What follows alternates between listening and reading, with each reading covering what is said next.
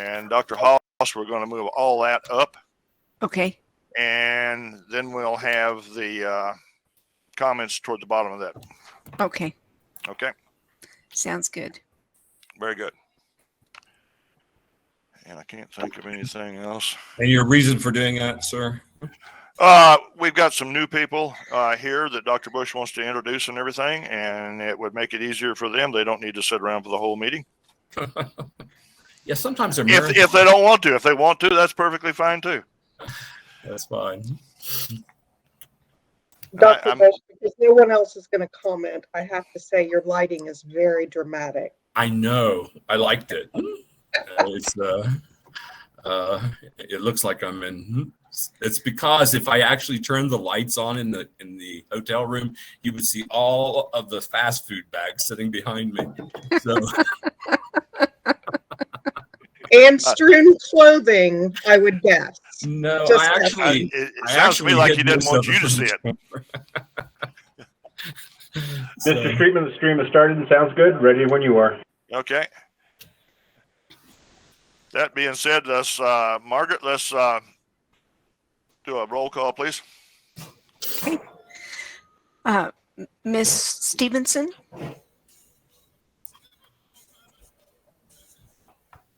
Here. Okay. Mr. Sidwell? Here. Mr. Sandoval?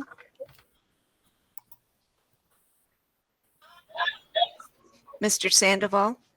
Hello. Hi. Can you hear me? Yes, sir. Mr. Okay. Streetman? Here. Okay. Okay, before we approve this agenda, let's move some things around. Let's take the comment section and let's move it down to item 7, and let's move item 7, which is the reports area, up to the comment section. Please. Okay. And if everybody is okay with that, can we have approval for the agenda as modified? I make a motion that we approve the agenda as modified. I'll second it. Okay. And before we call for a vote on that, I want to clarify the reason we're doing that is because Dr. Bush has some new employees that are on here tonight. He's wants to introduce them, and there's no need for them to sit around throughout the full length of this agenda unless they want to. So that being said, Margaret, will you do a roll, or Rick? Yeah. Call the vote, please. Yes. Mr. Streetman? Yes. Mr. Sandoval? Yes. Mr. Sidwell? Yes. Miss Stevenson? Yes. And the motion carried. Okay.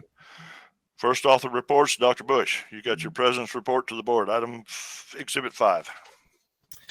Thank you, Mr. Chairman. I want to also ask for the liberty to skip to number 2 of my section, which is the introduction of the new employees, so they can, as you said, either stay or go, but it's their prerogative at this point. So we have with us.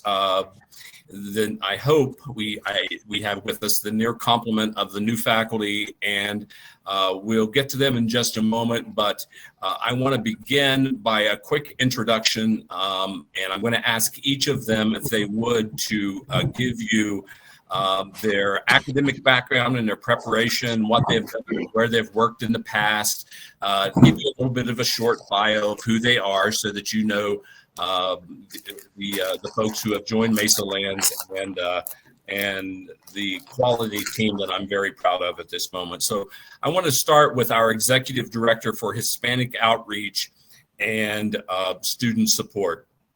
This is going to be a very, very critical role.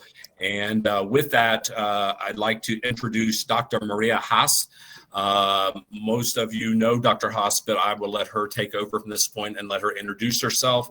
If you would please share your academic preparation, where you've worked, what the kinds of things you do, and if you want to, just give us a little hint of what you see your role in Mesa Lands to be. Okay, thank you. Good evening, everyone.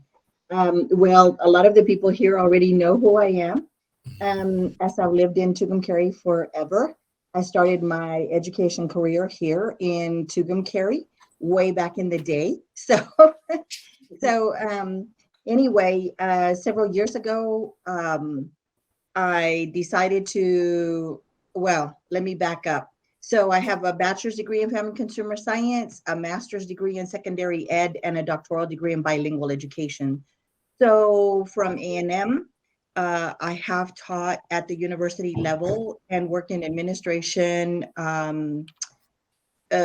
in Texas. And I've also worked at the university level or post-secondary level here, both at Mesa Lands in the past, teaching Spanish, and then of course teaching Spanish and bilingual education in pre-service education at New Mexico Highlands University prior to moving back here, moving home, so to speak, to Tucumcari. So I have worked, all my work has been with Hispanic speaking institutions, and so I'm very happy to be here, and hopefully I can help make a difference with the college and in pursuing and accomplishing the goals that been put in place.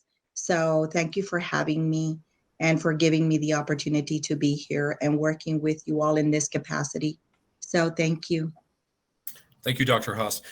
Just a quick injection here for the media that will be following up on this. You do not need to rush to write these down. We're going to be providing you with a handout of the new faculty and their credentials, so you can relax as we're introducing these folks. The next person I'd like to introduce is Professor Kate Uribe. And that is Catherine, but she prefers Kate.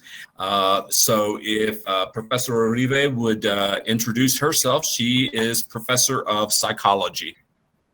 Good evening. Hello. Thank you. And I'm so excited that we have Dr. Haas with us. Honestly, bilingual education is also part of my background, and dual language preparation. I did it more at the graduate, undergraduate, and high school levels, which was very exciting. So I really am hoping that we will have the opportunity to collaborate on that. At some point, if I can be of service, I offer my services. That's one of my great loves. So, but I have an eclectic background, and my first degree was in political science from back east, and I have both online and online and face-to-face degrees. And I really wanted, and also in the two languages. So I really wanted to keep a rounded perspective. But I got my BA in political science back east ages ago. I won't tell you the year. And then moved to Mexico, where I was for 15 years and studied law at the National University in Mexico City for a while. Didn't finish because I had immigration problems, which is another story of my life. Immigration, I understand it well. And then we came back here to the States in the early 2000s, and I got my first master's degree in educational technology. So I hold an MED, and then I got a Master of Arts in Spanish and Spanish teaching. And then I got a Master of Science. So now I've got all three of them.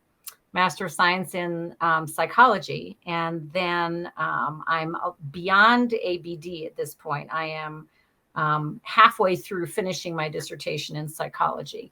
So I'm almost there, and I almost have two actually, but that's another story as well. So that's my academic background. And I worked for 10 years at the University of Denver, building out their first and second year Spanish language acquisition programs. And then I also worked for 3.5 years at Regis University in their dual language campus, which was something I was extremely proud of. I was one of the professors who built out that campus for, that's a wonderful story. Someday we can go into that if you're interested, but it was graduate, undergraduate, postgraduate level work, dual language and bilingual programming, and it was phenomenal. And then worked for almost 8 years, 7.5 years at Alameda International at the high school level, helping to build and create the International Baccalaureate dual language and bilingual programming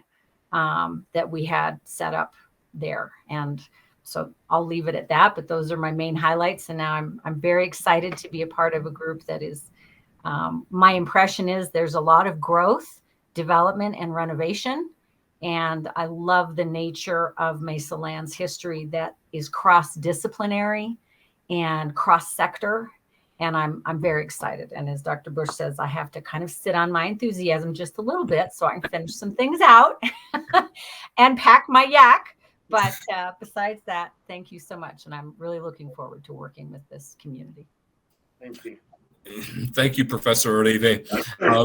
I want you to pay attention if you haven't caught on. There's a pattern forming with Dr. Haas and Professor Uribe as we look forward to Excelencia in Education and our deep commitment as an HSI and how we are putting together a team to represent our community and its structure. With that, I will introduce Dr. Stephen Edwards.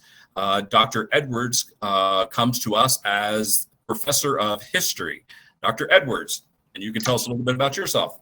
Happy to. Thanks very much, Dr. Bush. I earned my bachelor's in history teaching, so with a specific emphasis in methodologies and pedagogy for secondary education from the University of Utah with a minor in Spanish. I feel like things are sort of trending that way. I earned my Master's of Arts and PhD from Texas Christian University. And I'm very much looking forward to developing a bilingual curriculum in history in higher education. I think that would be a really neat opportunity. As far as background goes, I've taught at Tarrant County College here in Fort Worth. I've taught at Weatherford College in Weatherford, Texas, and I did 1 year as a graduate instructor at Texas Christian University. And as a researcher, my specialty is the American Civil War era, specifically what happens in what historians call the occupied South. So when the Union Army captures a Confederate city, what happens next? And that has sort of led me into some new projects. I'm working with a history and video games project right now. We've got a book chapter. It's done. It's to the editors. We just need to wait for the publisher to get around to copy editing and publishing it. So that'll be coming out. I also have a map project coming out, a digital map project. We're looking at Sherman's March to the Sea, his infamous March to the Sea, and we are examining the route that his army took, and we're cross-referencing it against Confederate citizens' claims of property destruction and seeing where they line up and where they don't match, and things like that. So that's sort of what I've got for me as far as research goes. I'm very excited to increase enrollments, not just amongst the Hispanic population, but I'm also hoping to boost enrollments for dual credit students. I've had a lot of good experience with dual credit students. I think this is my now third or fourth year working with dual credit students, and I've been really impressed with what I've seen so far. I think that's a very strong new growth potential as far as especially community colleges are concerned. So that's Dr. Stephen Edwards. Stephen is great, and I'll stop talking now. It's very good, Dr. Edwards. And no, they won't call you Stephen. They'll call you Dr. Edwards. Mr. Streetman, smile about that because this is a conversation we've had many times. But nonetheless, we're very, very fortunate to have Dr. Edwards. He comes to us with a very multicultural background, which is really going to continue to enrich the college. He didn't mention how many languages he speaks, Spanish being one of them, where he is fluent, as well as Dr. Uribe and, of course, Dr. Haas. But I believe there's about maybe 3 or 4 more in there as well that he is quite competent at as well. So we're very, very happy to have these very high quality academicians on our team. So let's go to Assistant Professor of Political Science, Nicholas Bush. You want to introduce yourself? Sure. Good evening, everybody. My name's Nick Bush.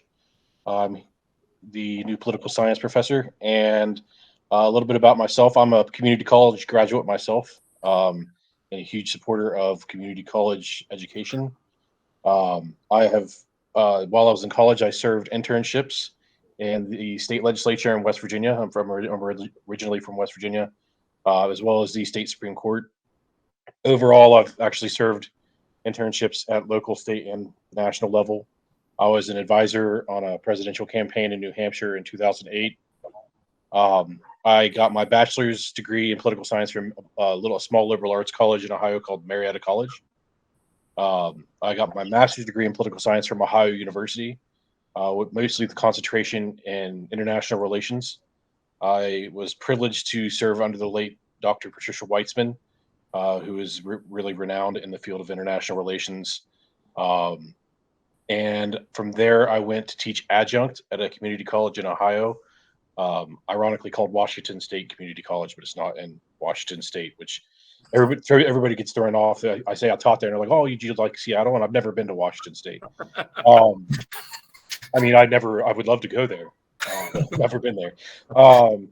And so from there, I went to teach as a full-time political science professor in Central Illinois. It's called Illinois Central College. It's in East Peoria, Illinois, so right kind of in the center of Illinois, where I was tenured. And I was nominated twice for Professor of the Year. While I was there, I also had the privilege of serving as a visiting professor at Eureka College, which is the alma mater of Ronald Reagan. I taught American politics there. And I moved to Arizona a few years ago, and decided to kind of hone my skills as a teacher in middle school. So I started teaching middle school social studies and I really believe that I learned a lot as far as classroom management and things go. I mean, they're not all skills that are usable in college, but there's a lot of transferable stuff there, I think. And I really did it. I wanted to kind of give back. Some of the people that really got me into political science were my social studies teachers growing up. And so I had a lot of fun teaching them, but I missed doing the research. I missed working in colleges. So I'm back to, I think what my true calling is, which is college teaching. I've done some research. I haven't published anything, but some of my research is in international relations, specifically related to alliances and the dynamics of alliances. Most notably, what I'm looking at are kind of contrasting NATO with an alliance called the Shanghai Cooperation Organization. And so I've kind of written a rough paper on that. I wouldn't say it's publishable yet, but it is something that I'm really interested in. And another thing I'd like to note, Dr. Edwards and I are actually both coaching esports this year. So I'm really excited to get that get that going. I'm also really excited to kind of develop a kind of a robust political science program at Mesa Lands. Most community colleges, when they offer political science, they offer the basic American national, state, and local, and that's great. But what I would really like to do, particularly since I kind of come from this international relations perspective, is to show a more broad field, show that political science is a broad field, and it's not just the politics you see on CNN or Fox News. It's American politics, it's international relations, it's foreign policy. I'm developing a course that I'm teaching this semester called The Politics of Water Policy in the American West, about the use of water, which is, as you know, a scarce resource, particularly in the American Southwest. So we're looking at watersheds and how this affects agriculture and energy. And the conflict that comes from that means that we have to create institutions and rules for how we're going to manage that water. And this is something else people don't really think about when they think about political science. They think of the president, Congress, but there's so much more. And I'm really excited to try to bring in all these diverse parts of the discipline to Mesa Lands. So, do you want to mention your work with the legislature, with the internship program you're developing at Mesa Lands? Yeah. So the other thing, because I was an intern, and that was such a huge part of my development, and it really set me on a path toward success. I wanted to develop an internship program at Mesa Lands so that students can have the same opportunities that I had, and to be able to go to Santa Fe and work with legislators there. I mean, when I was an intern, I got to write a bill. I was the first intern in West Virginia history to write a bill that became law. When I worked in the Supreme Court, I was able to write an opinion that was accepted per curiam by the court. Those things were indescribably foundational to my development, and I'm really excited to get that on the table for students at Mesa Lands. Thank you. You see, handing over the mic to professors is not always a good idea because they go on and on. Anyway, we'll wrap up. And I also just warn you that as soon as Mr. Sidwell gets the chance, he'll have you all cornered on that water and conservation course if you're teaching. Oh, you beat me to it. I'll tell you. I'm wondering if maybe Mr. Sidwell might want to come be a guest speaker in the class. Yeah, there you go. Have him come speak. Yeah, just give me time to study. You don't need to study. But I actually, Mr. Sidwell, this course was one that has many applicabilities, not only with the renewable energy, but huge applicabilities with the agricultural side of what we're doing at Mesa Lands. And I know that he actually had this course in his graduate work and developed it, so it's not a course that's foreign to him. So he's quite knowledgeable of the politics of the Southwest and particularly water conservation. So that'll be good. Next, we have business. We don't have a business person with us this evening. She is from South Dakota. If I'm wrong on that, correct me if it was North or South Dakota, but I think it was South Dakota, wasn't it, Natalie? And anyway, we're waiting for her to complete some of her legal documentation before she'll be able to join us. In the interim, we have a gentleman, Phil Schreidman, who is a doctoral student who is working on his DBA, his doctorate in business administration. He's also a black belt in Lean Six Sigma, who will be serving as the sort of the lead in business and also our discipline coordinator there. I think I have about, oh wait, there's one more. We have the professor of communication, that's Mary Beth Bush, if she wants to tell you a little bit about her background in communication. I thought you had intentionally skipped me. Well, I think most of you are pretty familiar with me and my history, but I'll try to give just a brief refresher. I always like to start by saying I began my college education at a community college at age 32. So non-traditionals are very familiar to me, and I know their struggle. Bachelor's degree from West Virginia University at Parkersburg, master's degree in communication with a specialization in organizational and corporate communication from West Virginia University. I have completed all of my doctoral work except my dissertation, which is a kind of a sore spot. But my shaking her head. She knows what you're saying. My doctoral work is in higher education leadership and administration. So I am really excited, and I don't know if the board members recall, but when I was visiting with Dr. Bush at his interview, and people were curious about what I would do, and I said, well, I just like to go where I'm needed. I like to go where I'm needed. And I really had no specific plans, but apparently where I am needed is in workforce development and communication instruction. So that's where I'll be. And I'm looking forward to it. I love teaching communication courses because I think it touches all aspects of students' lives, and it can really help them build the confidence they need to be successful. And we can talk about the workforce piece later. But I think that is probably enough of a refresher for you. That sounds good. Thank you very much. I believe that's all we have online this evening for our new employees, but I wanted the opportunity for the board to get a chance to meet them and ask any questions they might have of any of them.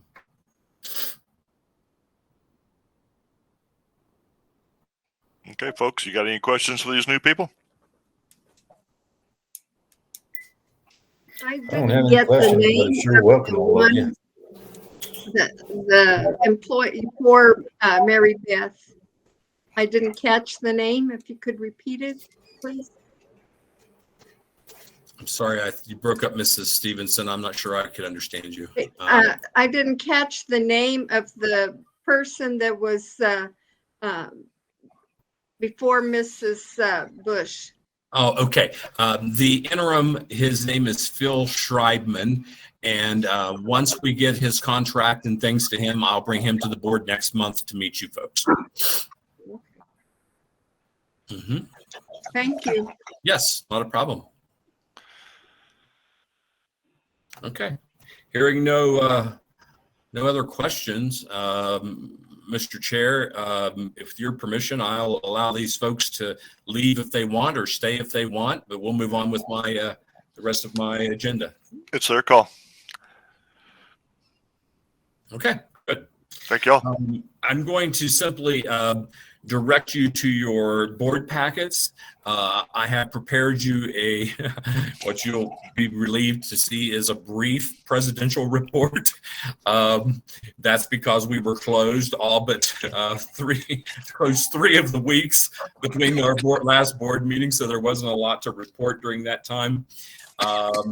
The last bullet point, I think, is probably the most emergent. Just a couple of things I will mention. We have signed our contract and made our agreement, let's say it that way, because all the paperwork's not through yet, but it's just paperwork at this point, with Pepsi. So we will be a Pepsi school. They are providing corporate sponsorship for us. We will start with some various sign-on bonuses for us, and then we will earn income then off of the product sold as well. This was something that the college had not done before as far as taking corporate partnerships. Every school does this. This is not an unusual thing, and it's not really selling your soul to the devil. It's working with partners who are able to give you resources and to provide you with resources. So Pepsi, for example, frequently provides resources to the schools like scoreboards and so forth and so on. So working with Pepsi is going to be a really good relationship for us. And I won't get into the dollar signs at this point, but I will just simply say that our initial agreement is going to bring us in tens of thousands of dollars. And that's before we start getting any profit off the sales of products that Pepsi will be providing for us. That's basically our sign-on and cooperation agreement. So from there, it will just depend upon the sales, but it could be a very significant amount of income for us that would pay for any of these previous people you just saw their salaries. So anyway, that's a very good thing. Likewise, we have signed 2 other agreements, one with BSN Sports, and the other is with Under Armour. And both of them will be providing us similar types of corporate sponsorships, where with sign-on bonuses and percentages of the sales and so forth and so on. These 2 will be very beneficial for the college and be able to make some very positive impact with regard to our revenue. Revenue that we had before, but we just never did anything with it, basically. So we've solidified that and moving forward. So I think those are very important steps. I want to point out that we have made some significant steps as well. I want to thank Ms. Gillard and really the whole team, because they've all been working very diligently to get a plethora of reports and data sent off to HED as they request those. And I think that's really to be commended. Not necessarily for me, but for a wonderful team that I have that's been really being able to pull things together and turn some of those past missteps around. Finally, I want to just wrap up. You can read my report and get the details, but I want to thank Mr. Morgan because he and I we presented in a hearing before the Department of Higher Education's Capital Improvements Committee regarding the implementation of our campus master plan, which has been presented to you and approved, and the changes to Building A. You recall in the original plans for Building A, the Student Services Center ran parallel to Tucumcari Boulevard, or 66. The area that was allocated for student support and being able to bring us the resources and the people in to be able to support our students was frankly insufficient. You heard this evening the introduction, for example, of Dr. Maria Haas. Her job is to focus, and she'll just talk about this later, on supporting marginalized students and students who have difficulty getting through school. Remember that our 3 strategic goals are student success, student access, and the prudent use of our resources. So the way the construction was originally planned, which was several years ago before we began to look more futuristic into the college, that space was too limited.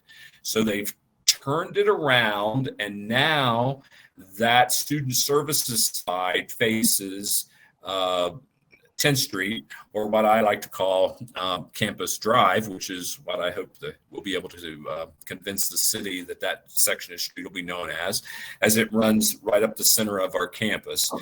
That will allow us to expand the student services out and be a much, much more efficient institution. So Mr. Morgan and I presented those changes to the Department of Higher Education, which had to approve them. That money has already been appropriated. It was appropriated a few years ago, and it's been sitting there waiting for action to be taken. But action couldn't be taken until these changes were approved. So he and I went on into the hearing, met with them, and I am very, very happy and proud to say that they were met with great anticipation, that the committee approved them unanimously.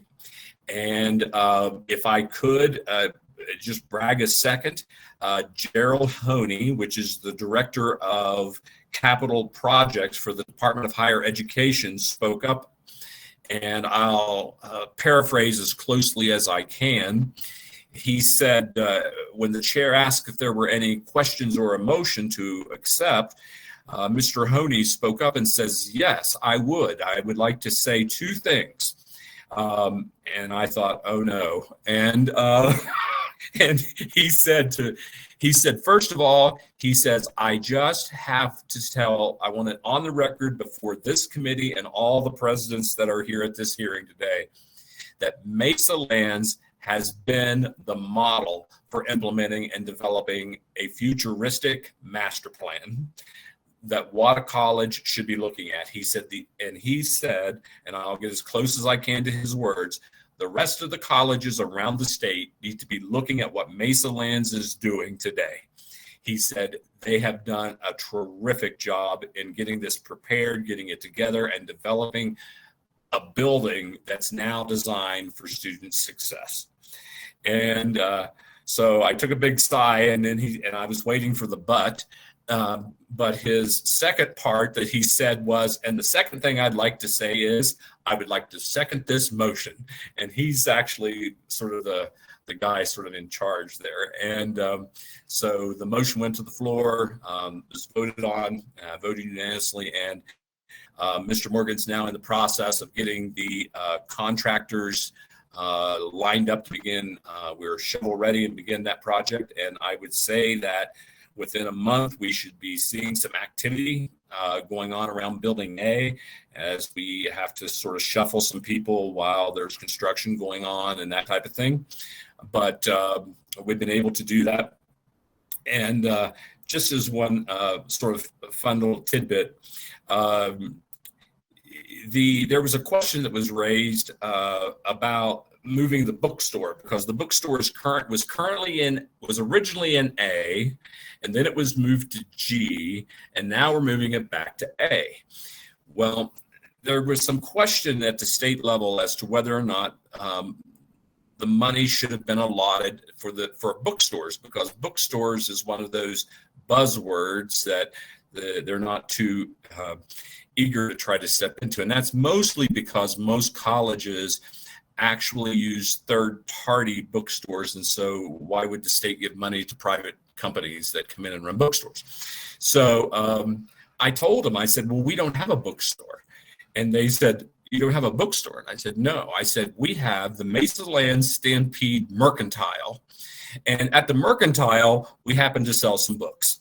So, and they said, well, mercantile is a fine word. It's not a bookstore. And so we got it approved and they paid for it. So we're very proud of that. And they were able to move it forward. So changing a little word here and there, it was necessary in order for us to make things work, but it worked out great. So we took an old Western term and made our bookstore into a mercantile where we'll sell books and all the cool stuff that we have for Mesa Lands merchandise. Okay, I think that's enough on my report. You can read it. I certainly would welcome any questions you may have if you've read it and you want to quiz me on anything. I'm happy to address those. Hearing none, I'll move on to the third point, which is actually an action item for you. This is on your agenda labeled as emergency start and end date for spring of 2022. To give you just a little bit of background on this, after the board passed the COVID policy on December 30th that went into effect on January the 1st, it meant that the college needed to do some real quick circling of the wagons and getting messages out and begin working with students and to begin developing an entirely different enrollment process. Later in this evening's meeting, I know Josh will talk briefly with you about the updates and improving how we are enrolling students and how we will instruct this year. It became clear that the faculty and the staff could not make that turn and that pivot quick enough in a week. At the same time, we were experiencing some illness on campus as we have been for a couple of years. And so I made a decision to move the start date on an emergency basis pending approval of this board to begin classes no sooner than January 31st.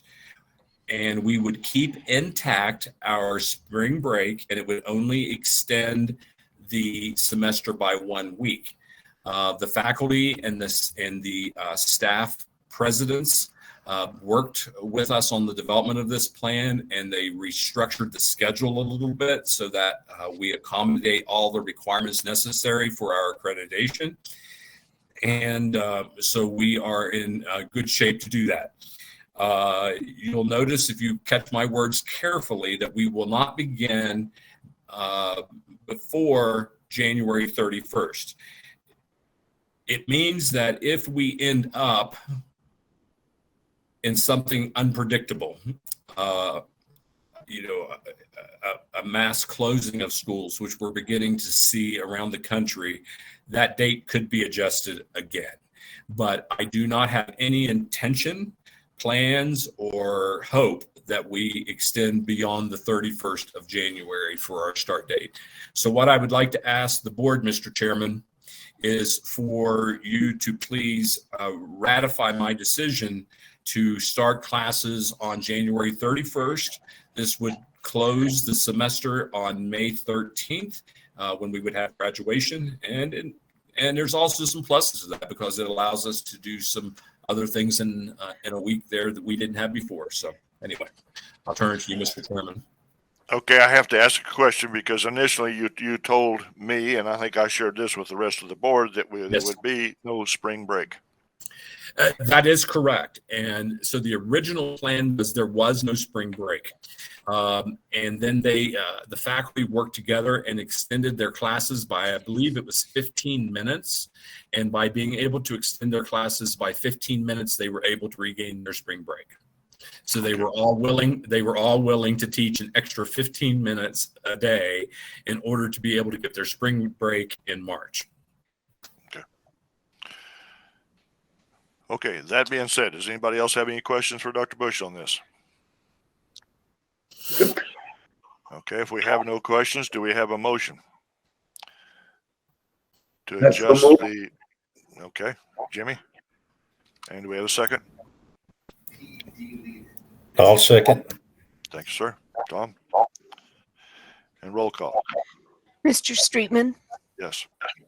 Mr. Sandoval, Yes. Mr. Sidwell, Yes. Ms. Stevenson, Yes. and the motion carried. Okay. Very well. Thank you, folks, very much. The next item on the agenda is related to that, and that is a revision to the 2021-2022 academic calendar. I believe you have a copy of that in your packet. The change occurs in the spring semester, and it reflects the changes I just described to you. So, Mr. Chairman, what I am doing at this step is asking you to take action on this and approve that calendar, which you just approved a moment ago as far as the schedule change. Correct. Okay, do we have a motion to approve the new academic calendar that he has presented us, Exhibit 6? So move. Okay, and a second. Teresa, second. Okay, Teresa seconded. Roll call. Mr. Sandoval, Yes. Mr. Sidwell, Yes. Ms. Stevenson, Yes. Mr. Streetman, Yes. and the motion carried. Okay. Thank you, board. I appreciate that. Moving on to my next item, it's item number 5, the revision of Mesa Lands Community College Safe and Community Campus Policy, Section 18.1, the COVID vaccination. First of all, I want to commend you because I'm sharing the commendation because we were thanked at the state for getting our policies done on time. Most schools did not. However, since that time, there has been a couple of things happen. First of all, the United States Supreme Court, on the night that we actually approved the policy, and Mr. Sidwell and I actually teased each other about this, and they'll never get around to this. They did. Did while we were meeting. The U.S. Supreme Court rendered a decision. Now, to be clear, their decision is not a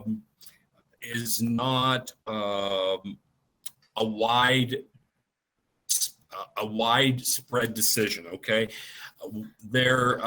when states have taken the COVID mandates to the Supreme Court, the court has repeatedly refused to hear those cases, and they let lower court rulings stand, which left the mandates in place. So what appears to be happening is that the Supreme Court is allowing state mandates to take effect. But what happened was the last Thursday, the U.S. Supreme Court ruled on a federal direction where the federal court where the question was asked, does this apply to OSHA, which would be a federal agency which could impart these restrictions at a federal level? And when that was asked at the federal level, court said no.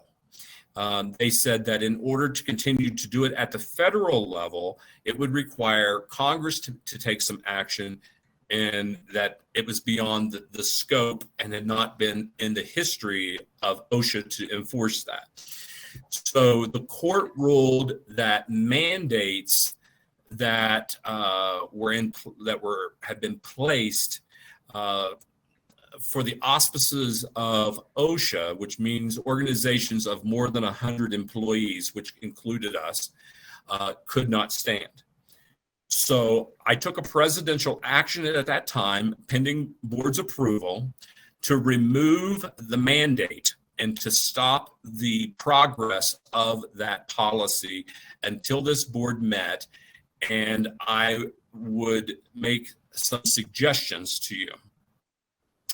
I would recommend to you that the mandate be eliminated and that it be replaced with simple language that says that the vaccine is strongly encouraged or encouraged. I don't care what words you use, but not that it's required or mandatory. At the state level, the state they're very quiet on this issue, and they have not sent any messages out since the Supreme Court ruling.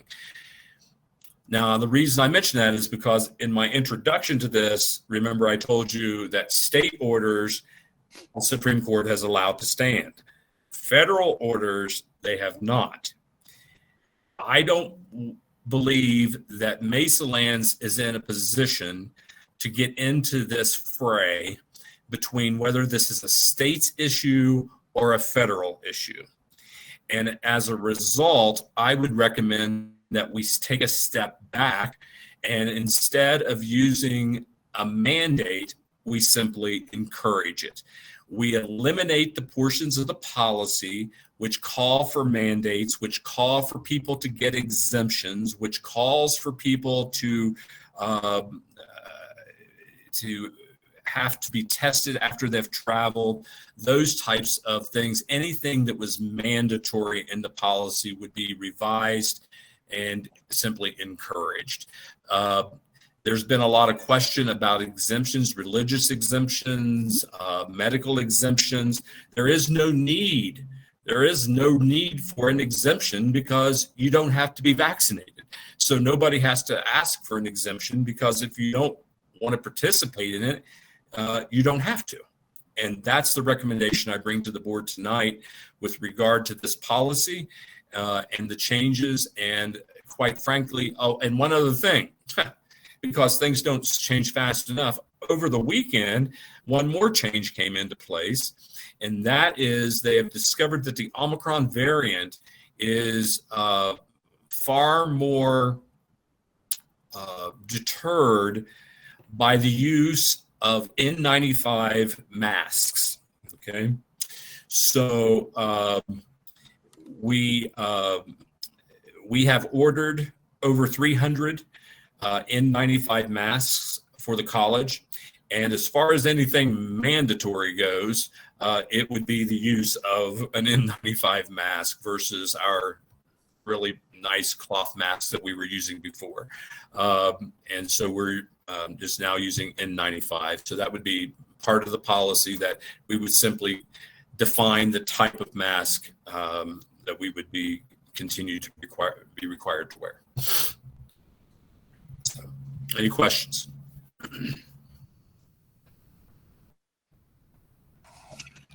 Questions, anyone?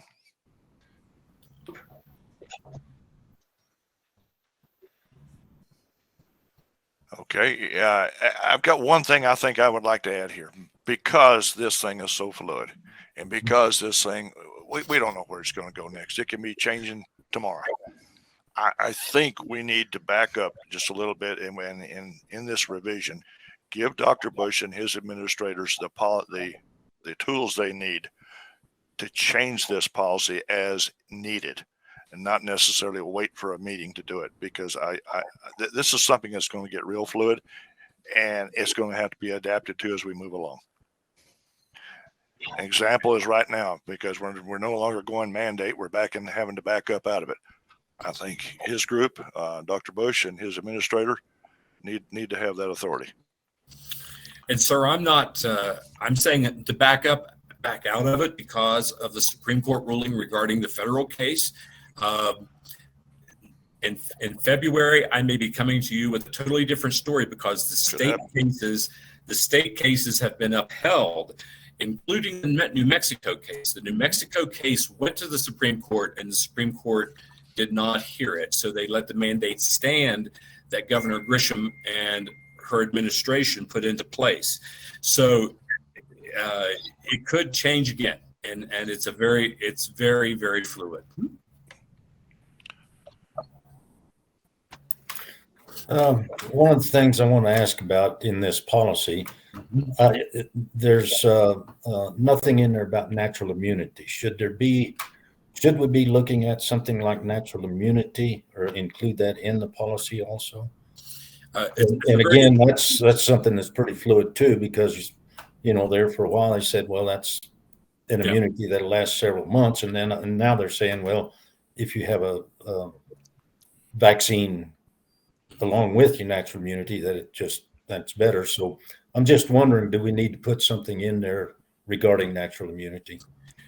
It's a very good question, sir. And of course, I'll do as the board instructs. I will simply say this: as it relates to natural immunity, the CDC and the World Health Organization and those authorities have said that the initial immunity one has after having had COVID lasts about 90 days. After 90 days, that natural immunity is gone, and the only immunity you have then is from the vaccination. Now, of course, as we know, that was originally in most cases 2 vaccines if you were on Pfizer and Moderna, and 1 vaccine if you were on the J&J, and that's been updated to include now a booster. So it's 3 vaccines is how it's defined, with Pfizer and Moderna, and 2 vaccines with the Johnson & Johnson. And even with those vaccines, the Omicron variant still infects people, even people who are fully vaccinated with 3 vaccines of the Pfizer or Moderna. The distinction between them, and I was doing some homework on this afternoon because I knew you'd ask me the question, is that is the level of sickness that a person gets related to it. If you have been vaccinated 3 times, it's more like a cold, a runny nose, a sore throat. You might have a fever, but it's really like a mild cold. But the unvaccinated people who get the Omicron variant, it's sometimes life-threatening and so forth. So your question about natural resistance is that none of us have natural resistance to the Omicron variant.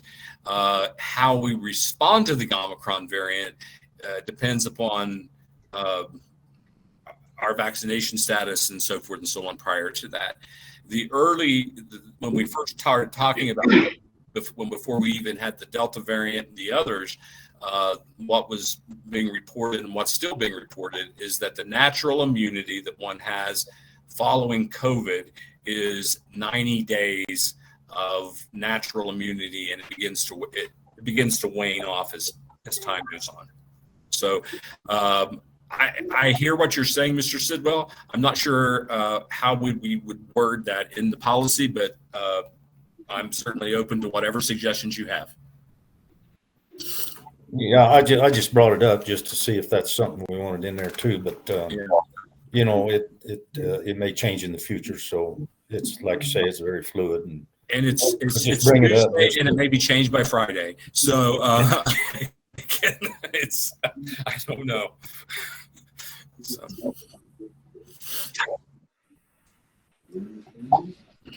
Okay. Do we want to pursue this, and then when I say that, give Dr. Bush and his administrators the authority to make the changes as necessary as we move forward with this? I do. You Yeah, what, I Jimmy? think it's, Jimmy, what? Jimmy, what did you say? Yeah. I'll go for it. Okay, I Tom, think Dr. what Bush did you handled all say? that for us. I think Dr. Bush handled all that for us. That way we don't have to worry about it. yeah, I agree. I think we need to give them flexibility to be able to act as quick as the situations develop. So, you know, Okay. that's my opinion. Jimmy, is that are you making yours a motion? Yes. Okay. Do we have a second then to Jimmy's motion? Yeah, I second. Okay. Tom seconded. Roll call, please. Ms. Stevenson, Yes. Mr. Streetman, Yes. Mr. Sandoval, Yes. Mr. Sidwell, Yes. and the motion carried. Okay. Thank you, Mr. Chairman. So that we can put it formally on the record so you know what I will do with regard to this, I will modify the policy 18.1 referred to as the COVID vaccination. I will change that language from mandatory to strongly encouraged. I will remove all of the language related to exemptions because exemptions will no longer apply. And I will also remove things like dates of vaccination requirements. Remember, there were dates in it that people had to be vaccinated by certain periods. All this, it's going to be reduced way, way down to basically just a simple statement that says that the Board of Trustees strongly encourages faculty, staff, students, community, the people that were in the list, to be vaccinated for the COVID-19 virus, period. And then the second point would be that we will continue with our precautionary measures on campus, which includes masking, social distancing, washing hands, and maintaining a clean environment. The masks we will recommend using the N95s. They are going to become short in order for us to get them. They're becoming a commodity. And so we'll do our best to get those as quickly as we can. We have already ordered 300, but we anticipate that we'll need to order more because they don't last forever. You can reuse them, but they may be only reusable, a few times until they get dirty, that type of thing. But that's what the policy will state as it stands tonight on January the 18th. So January the 19th may be a different policy, but on the 18th, that's where we're at. January 19th, Dr. the ball's Bush, in your court, sir. Dr. Bush, Sidwell. I have just one suggestion, maybe, Certainly. where you said that the Board of Trustees strongly encourage, I would say, along with a consultation of their medical provider. Absolutely, sir. Thank you. Good point. Margaret, would you please take a note of that for me, please? Sir. Thank you. Okay. As far as it changes tomorrow, sir, if it changes tomorrow, the ball's in your court. Yeah. Well, we tried very hard. And the first clause of this is always that I would make the changes, but bring those changes to the board. I'll continue to do that if I need to. I mean, I'll always keep the board fully abreast of the changes taking place on campus and not have to do so many, emergency types of responses. But thank you. With that said, sir, Mr. Chairman, I believe that covers everything under the president's report, and I will step aside and let you move forward. Natalie, do you feel like giving us a little report on academic affairs? Yeah, I can give a brief one. So I just want to say that we're making final preparations for the spring semester. I'm looking forward to working with the new faculty. I think we got a great group of new faculty, as well as Dr. Haas. I continue to work on financial projects and/or reports, and trying to respond to information requests that we'll get for the next 30 days or so from legislative committees. And they're usually due the next day or that day. And so that's pretty much all I have for right now. Okay. Next we'll go to student. I don't know where that feedback's coming from, but it's Teresa, is that coming from you? Could you? Yeah, thank you, ma'am. Dr. Roundtree, I believe you're next.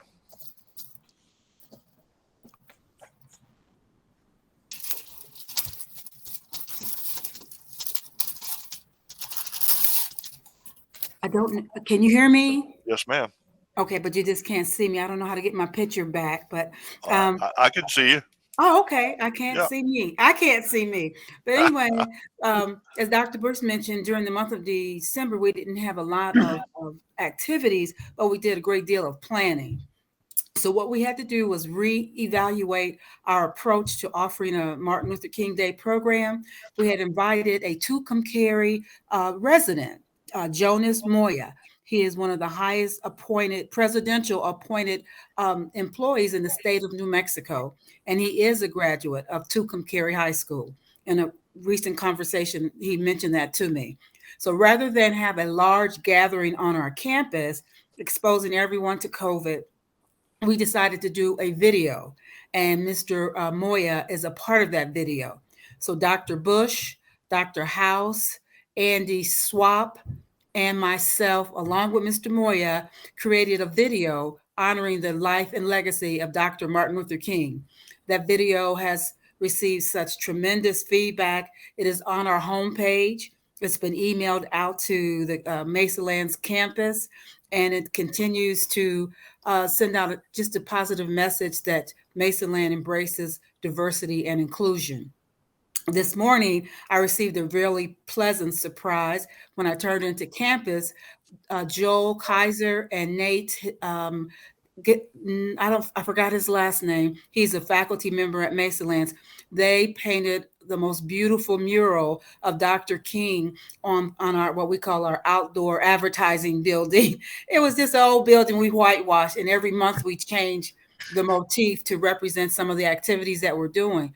But this piece of artwork should win an award. It is, I hope you get a chance to see it.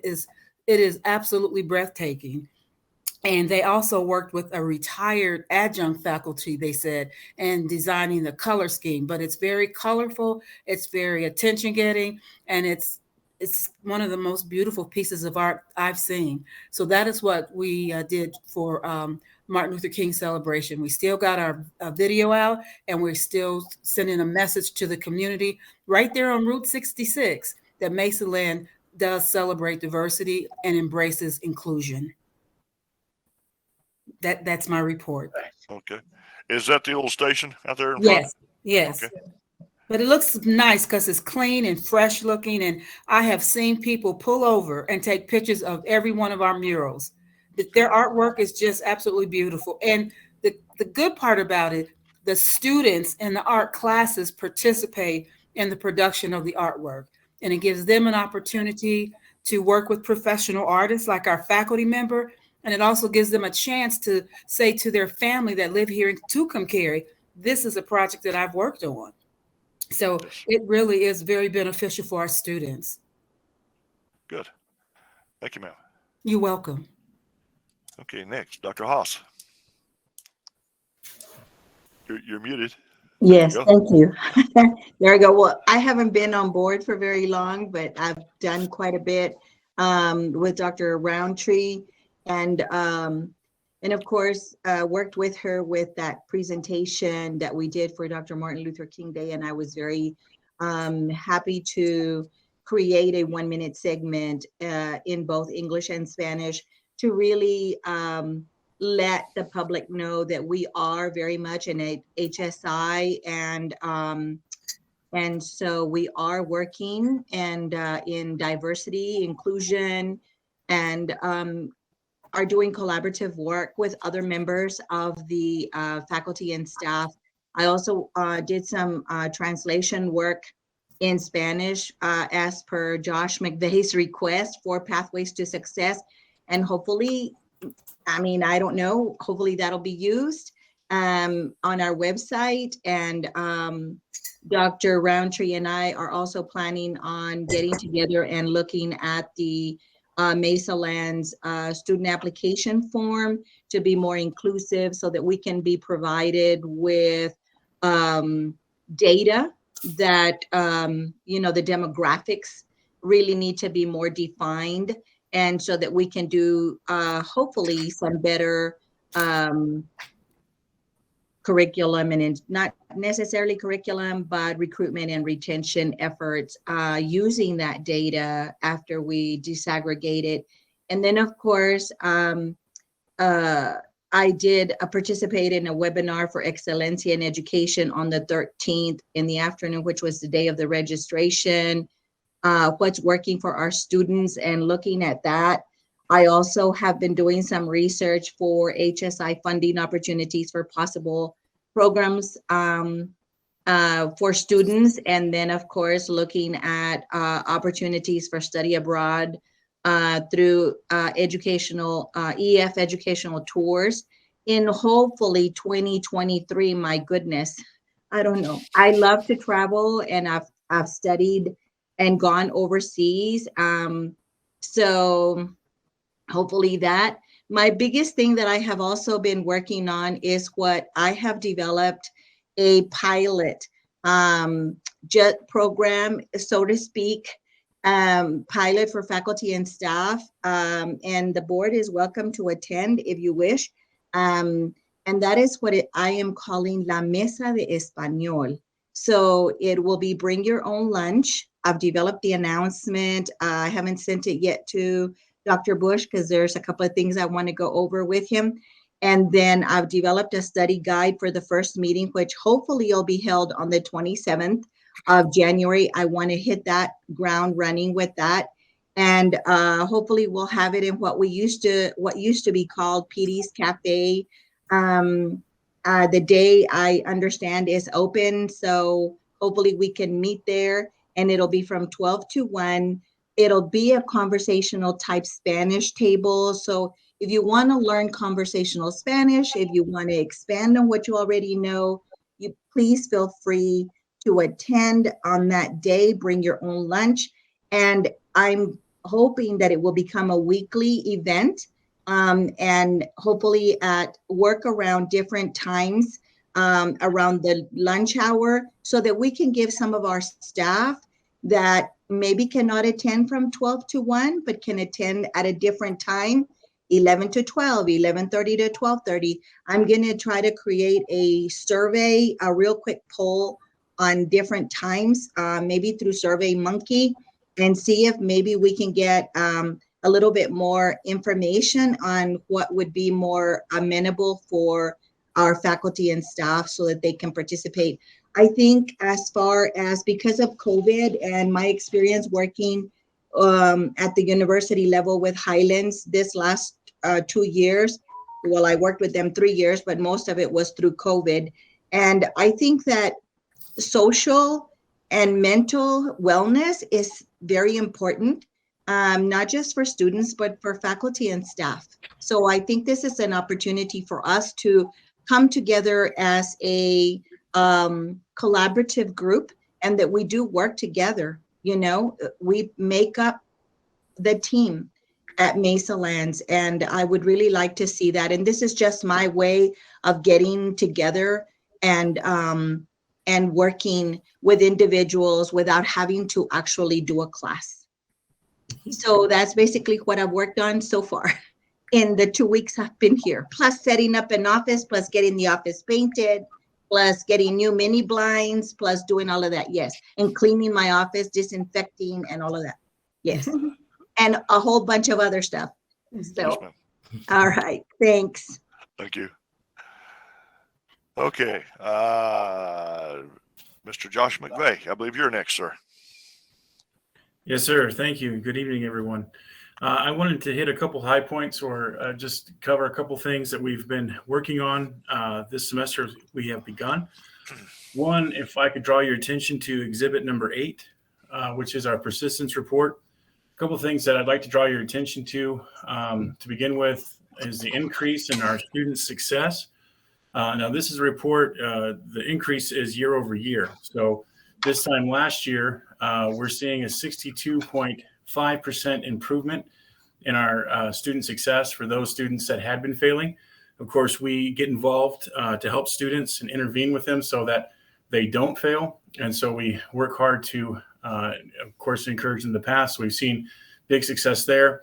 Our P's for passing, which usually means that it wasn't completed, we've seen a 99.9% improvement in that as well. Our vice president's list has increased by 233% last semester from the year before as well. So we've been working very hard to help our students be successful and ensure that that they are seeing the success to continue and finish their education. The next thing I'd like to draw your attention to is exhibit number 9, which has been mentioned several times this evening. It's called our 4 Pathways to Access Your Success. It's a document that I created and put together to help explain the different opportunities or ways for students to participate in their courses.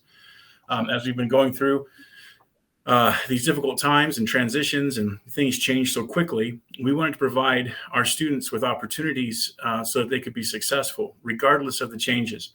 And so, as you can see there listed, 1, 2, 3, and 4 are all the opportunities or ways that students can participate in the classroom. This is a way that we give our students access and we use our resources well in a prudent fashion, ensuring that they are successful. So what's great with the technology that we have available on campus is that students can attend online, but they can also attend in person at scheduled times, or they can learn online only at home if they'd like to at their own pace, or they can come to class in person.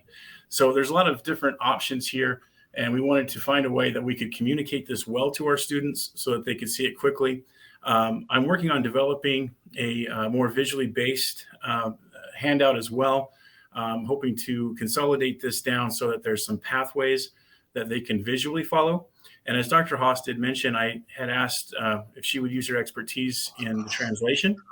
And so she has translated it, and we have completed that document today.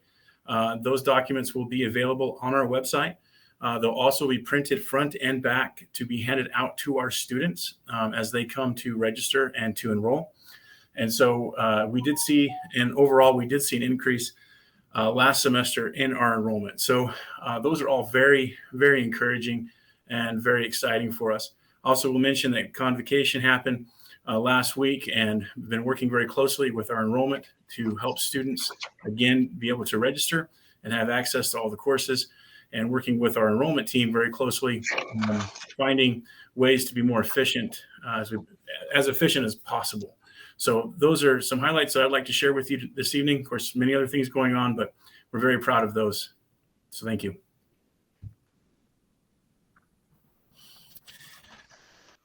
Mr. Chairman, Mr. Morgan's not able to be with us this evening. And I just, I'll direct your attention to his section of the report. Before that, I do that, I want to, one thing that did escape my mind as I was speaking with you that I would like each of you to sort of jot down. On January the 26th, I believe that's next Wednesday, the campus will be visited by Congressman Ledger Fernandez. A few weeks ago, I had a meeting, a chance meeting with one of her representatives, and I was sort of needling him a little bit and told him if he wanted to, if the Congresswoman wanted to continue to boast about renewable energy, she needed to come to see Mesa Lands. And so I got a phone call from her and telling me that she's coming to my office and on the 26th, and she will be touring Mesa Lands. She wants to learn all about our renewable energy program. She wants to know a lot about what we're doing for HSIs, and she wants to bring some opportunities for us to gain some monetary resources as an HSI and also an RSI, a rural serving institution. So I will be meeting with her on the 26th. I would encourage the members of the board to join me in where Dr. Roundtree and I have been discussing a small reception to greet the Congresswoman to the campus. I'm not sure the last time we had one of the members of Congress at our campus, but regardless, we want to take a moment just to show some hospitality, and that would be a good opportunity if you're so inclined to do that.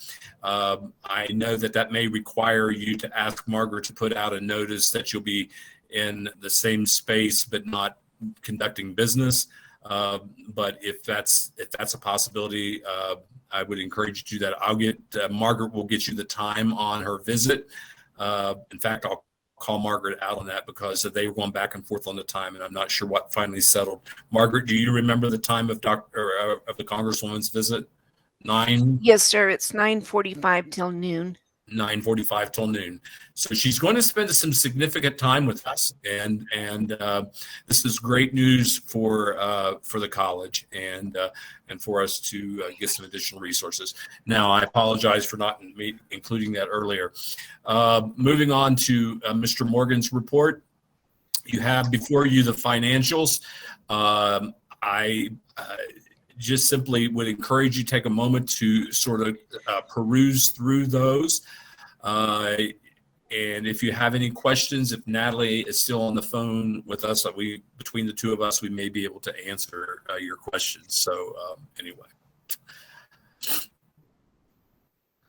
I do believe everything. I have seen them, and I believe them to all be in good order.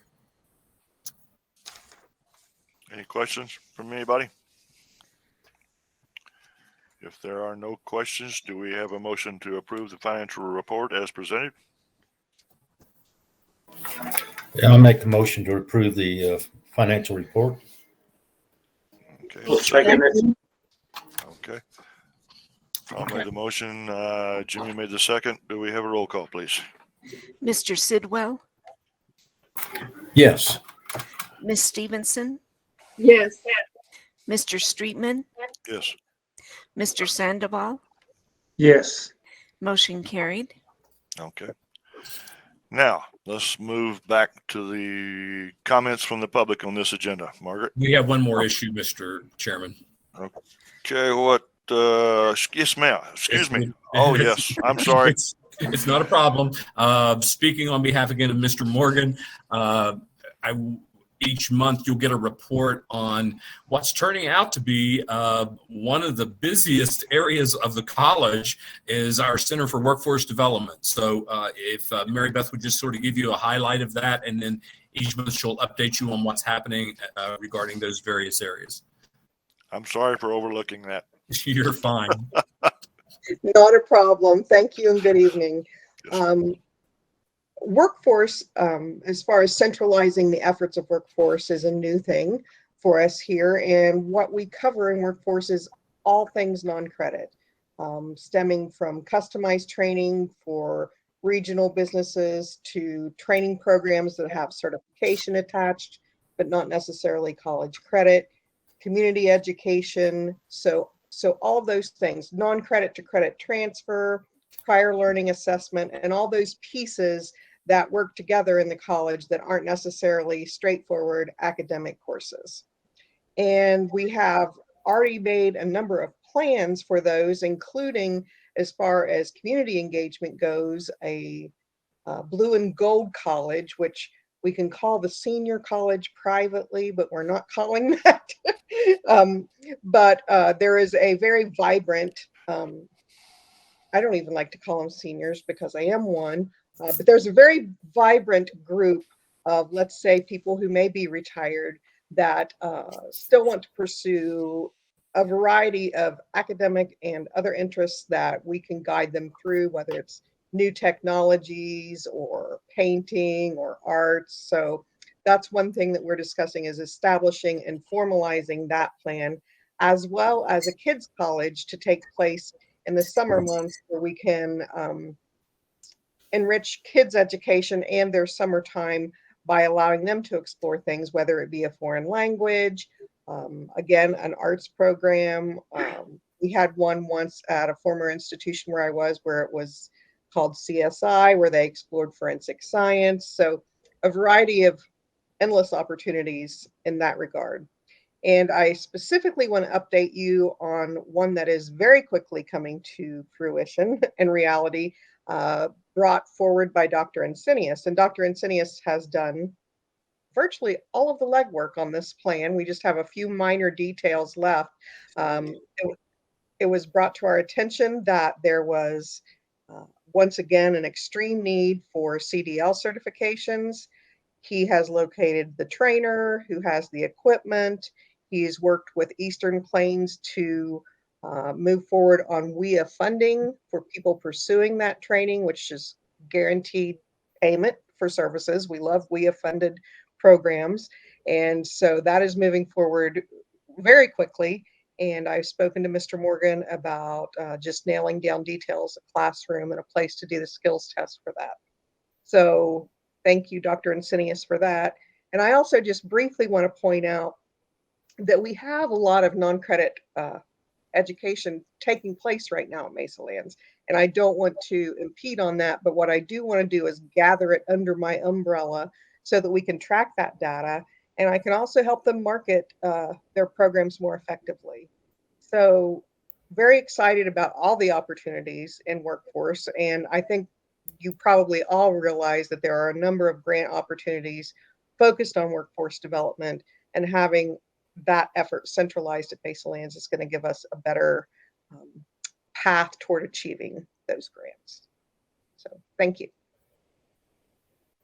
Thank you, ma'am. Just and a couple of quick additions so that you understand a little bit why this is additionally important. The legislature this year is funding a lot, holding a portion of our funding and using a portion of our appropriations on how we are developing a strategic enrollment plan.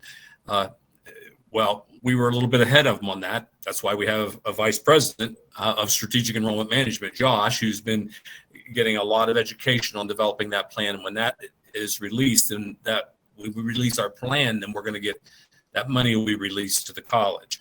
Next year's plan is to include successes that come out of workforce development. So what we're doing this year is building a robust workforce development center for workforce development. And then next year, the activities that come out of that area are going to be calculated into the funding formula. At least that's the plan of the state at the moment. And that we will get additional funding then based on what we're doing in the development of workforce development. And two other quick programs that we're working on. She mentioned the CDL, but paramedic and EMT training, that's another one that is not a 4-credit course, but other types of training as well. And also, we also have someone who's going to be doing Lean Six Sigma, who is a Lean Six Sigma black belt, to do training for quality improvement for business industry and so forth, people who want to get their certifications in that. So those will all be the kinds of things that run through workforce versus the academic side of the house, which we're all very familiar with. And really, we have a lot of praise for Natalie in conducting that side of what's going on. So that's all we have, sir. I know you're ready to move on to the next item on your agenda.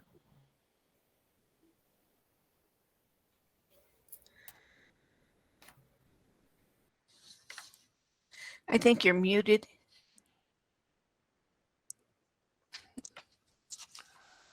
Yes, ma'am. Okay. Okay.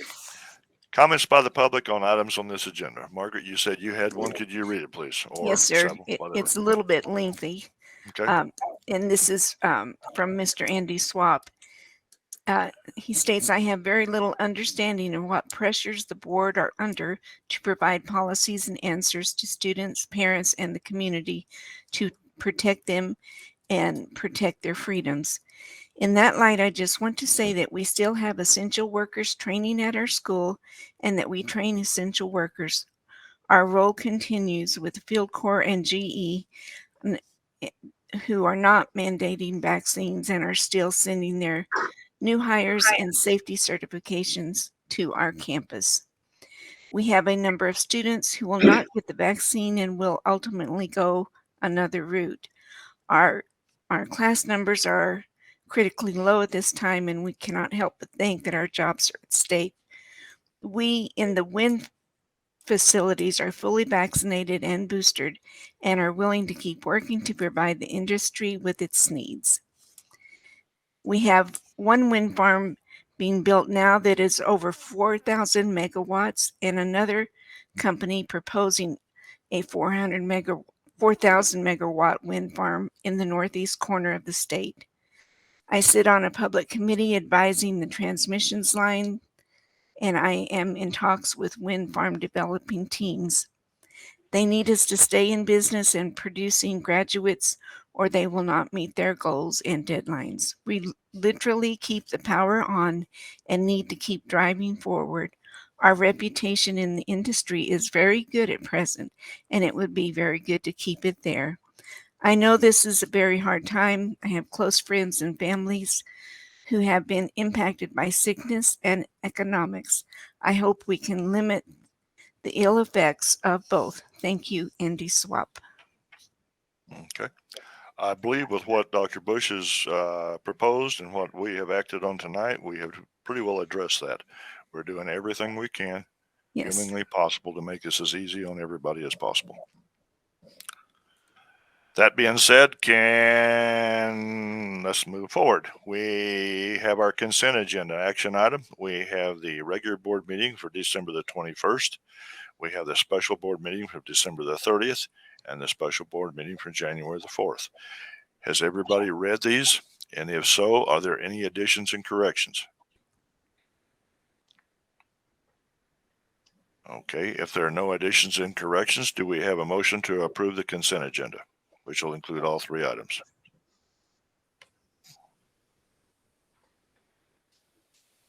So, okay, Jamie moved and Tom seconded. Roll call, please. Mr. Sidwell? Yes. Ms. Stevenson? Yes. Mr. Streetman? Yes. And Mr. Sandoval? Yes. And motion carried. Okay, at this point in time, I don't have anything to report on tonight. We have next item is to approve to approve adding Mr. Tom Sidwell, a member of the Board of Trustees, Secretary Clerk, as a signature on the checks that the college writes. Presently, Teresa and myself are on it, but we need a third one just in case one of us is down sick or something. So do we have a motion to approve Tom Sidwell being added, since he is the Secretary Clerk, to the check register? Teresa Stevenson, so moved. Okay. Second. Okay, and a second. Roll call. Ms. Stevenson? Yes. Mr. Streetman? Yes. Mr. Sandoval? Yes. And Mr. Sidwell? Yes. Motion carried. Okay. Now, correct me if I'm wrong. Are we missing anything where next item on the agenda would be an executive session? And I really have to ask Dr. Bush, do we need an executive session tonight? Sir, I do not have anything for I don't have anything for the executive session. I simply have a personal matter regarding an employee's health that you would be interested in knowing, and I won't share. That's got to be done in executive session. So it's really just personal information. Okay. So I think and besides that, I believe, do you don't you have my evaluation in executive session, sir? We're going to start it. Okay. we're not ready to complete it yet. Okay, yeah, we need to discuss that too, probably. But yeah, that's a personnel item. Yeah. Yeah, it is. Okay. Then, do we have a motion to go into executive session? I don't think we'll be long. Shouldn't be. I'll make a motion to go into executive session. Thank you, Tom. And a second, please. Second, Teresa Stevenson. Okay. Roll call, please. Mr. Streetman, Yes. Mr. Sandoval, Yes. Mr. Sidwell, Yes. and Mrs. Stevenson. Yes. Motion carried. Okay, at this point in time, I guess we'll get everybody to drop off and we'll just the board and Dr. Bush will stay here.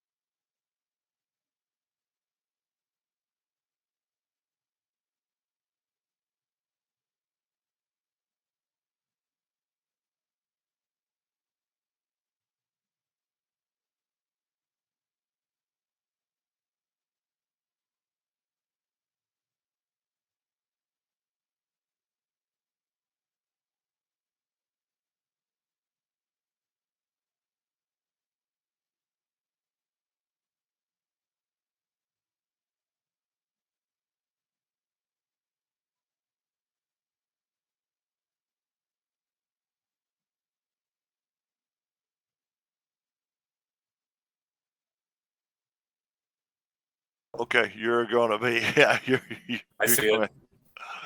Thank you. Catch up on that later. No big deal. Yeah. It's urgent.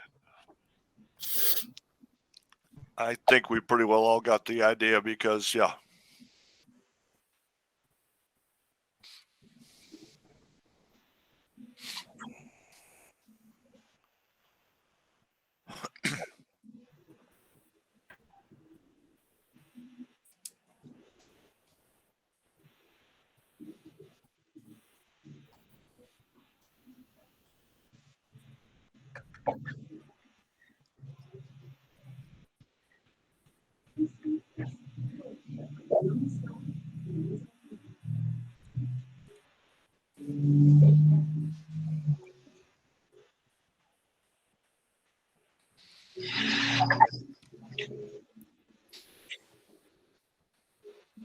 Margaret, while we're waiting, thank you for taking care of that matter for me for tomorrow afternoon.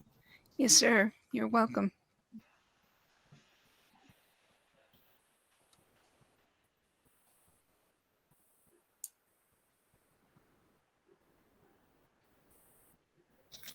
In fact, if you would take a look at my calendar prior to that event Yes, sir. and move those events previous to that behind it. Yes, sir, I will. Thank you. And I'll be back as quick as I can get back from Santa Fe in the morning. Okay. Quay days, it starts at like at 7, so I should be out by 9. So I should be back to the college by noon. Okay.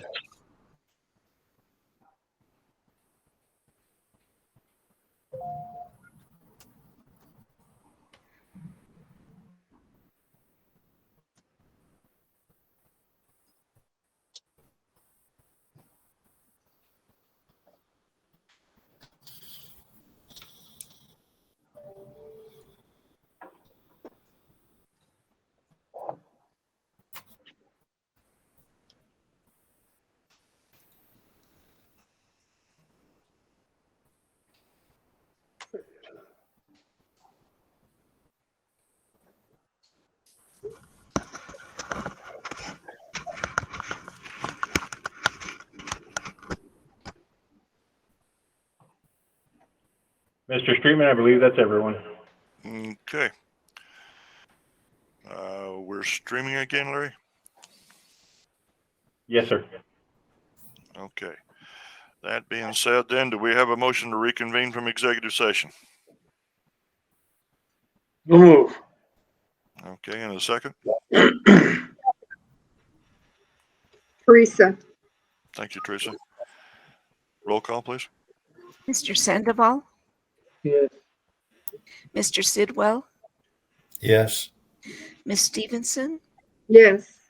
Mr. Streetman. Yes. Motion carried. Okay, that being said, let the minutes reflect that there's no action to be taken based on the executive session.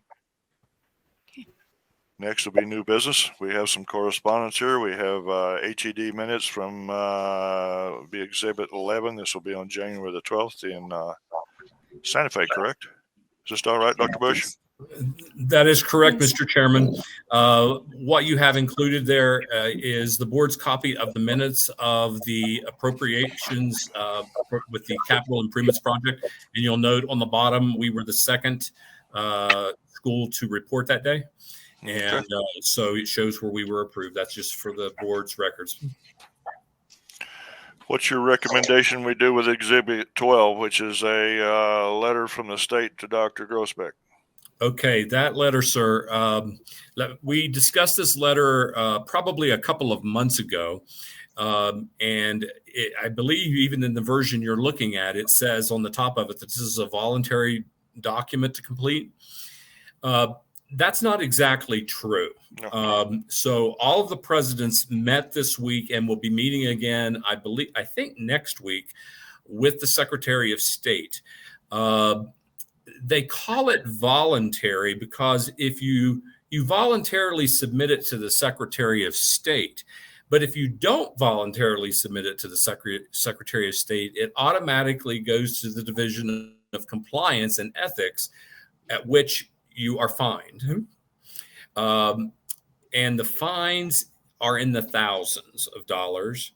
And I would be removed effective January 31st as president. So I have to do it as well. I was going to say that this letter is not about you, sir. No, it's not. And I pointed that out to them. And when I went on to complete my ethics form, compliance form, Mesa Lands is not even in the system. So they don't even have us in the system in order for me to even complete it. So I have to wait for them to get it in the system before I can even complete my personal ethics compliance. The question is, and they're not able to answer this because all the colleges are sort of different, is that whether or not you too will have to complete a personal ethics form and report your personal income as to the various places that you get it. So I know that in my case, I do. They made it very clear that the presidents do have to report on compliance issues. I have to report my income, any secondary income that I get, my wife's income, or any secondary income that she gets. Anything like that all has to be reported, as well as any relationships I have with any state official in Santa Fe. That also could, hear that word carefully, could apply to you, each of you. Each of the boards are different, and it depends upon the way the law was written. It said that anybody who required Senate confirmation had to turn these in. Okay. Well, none of us require Senate confirmation for our positions. You don't, and I work for you. But the later interpretation of that expanded that to include certainly the presidents, which I still found a little unusual because I really can't do anything without board authority. But it also includes some of the elected or appointed members of boards of trustees of the colleges. So what I'm going to do is I'm going to ask Margaret, because she has nothing else to do, to call the Secretary of State's office and try to get an answer. Now, this may not be the most prudent way to do it because they may not tell Margaret anything. They may expect you to do it yourselves. Exactly. I'm trying to save you from having to do this because what I'm learning, having met with the Secretary of State this week and talking with the presidents, is that dealing with the Secretary of State's office over this particular matter takes hours. And so what I would like to try first is to ask Margaret to call and see if we can get a blanket answer for all of you at one time. And if they will give us a blanket answer, good.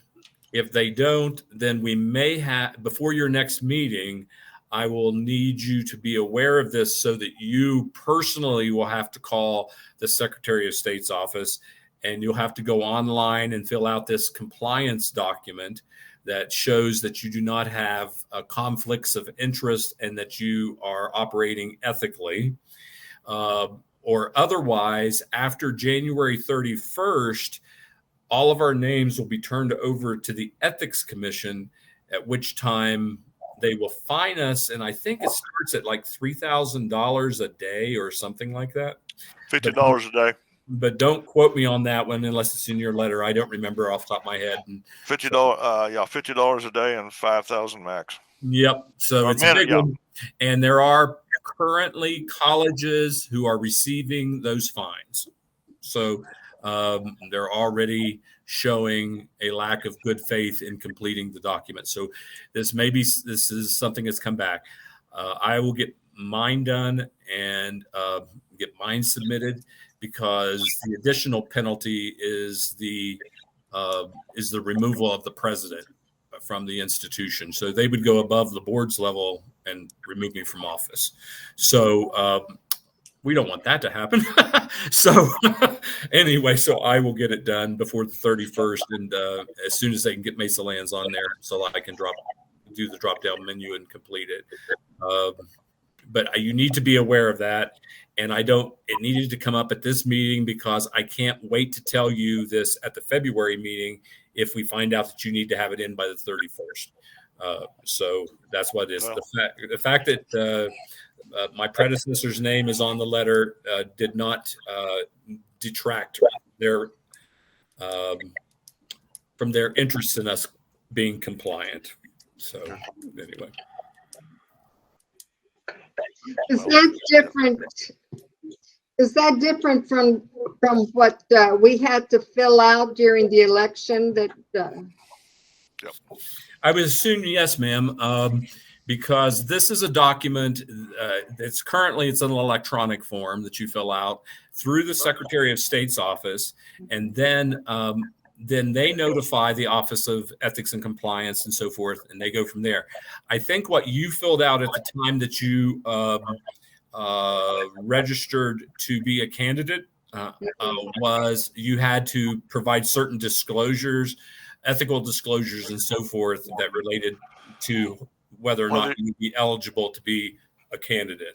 Whether you had a committee, if the committee was formed, if you had a treasurer of the committee, and if the treasurer was over and your checking account, if such, you had to create all this. Yeah. What they're going to ask you for in this one is really a lot about your associations, basically who your friends are and where you get your money from. So that's really what it's about, relationships and money. So if, in my case, if I'm getting money from any source other than the college, I have to report that. I don't think I actually have to report the dollar amount. I just have to disclose that I get money from somewhere else. Yeah. But I have to do that. Or if I'm doing any consulting and things like that, I have to disclose that I do consulting, which you all know that I do. So I mean, if someone asks me to do consulting work for education, I do it all the time, but I don't usually get paid for it. But that's the way it works. But they have to know that kind of stuff, or at least they think they have to know. Just keep us posted and apprised of what's going on there, because I will, sir. So far, I would expect we would get a letter or we would get an email, because they have our email addresses. The Secretary of State does, because of the preceding stuff. So they've got our email addresses, and I would assume we'd get a letter if we have to do something like that. Well, we made that argument, and the fact that you can see by looking at the letter before you that it was not addressed to me anyway, actually did not, as I say, detract from them regarding their responsibility to make sure that it got into. True. But we as a board have never received anything as a board.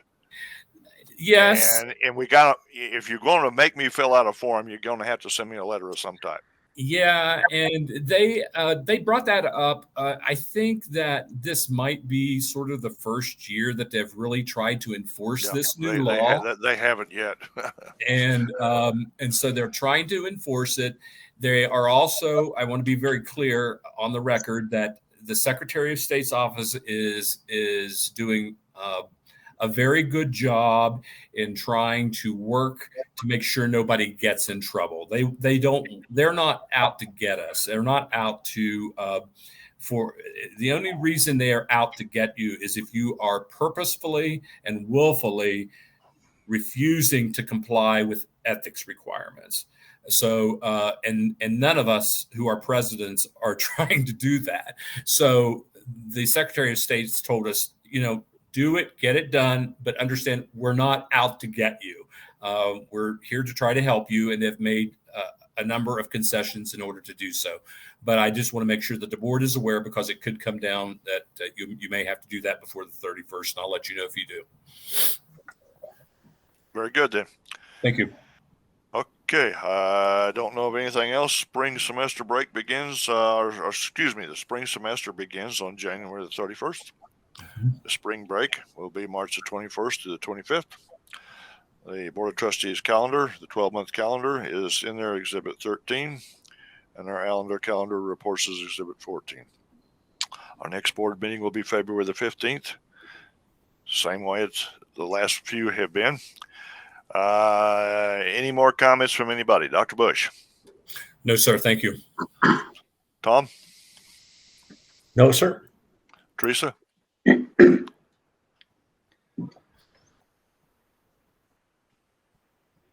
Nothing. Okay, thank you, ma'am. Jimmy? No. Okay, let's see. Margaret? No, sir. Larry? No, sir. Josh? No, sir. Thank you. Dr. Roundtree? No, sir. Okay, Mary Beth Bush? No, sir. Thank you. You're very welcome. Thank you, guys. That being said, if we have nothing else, we're going to call this meeting adjourned at 7:24 p.m.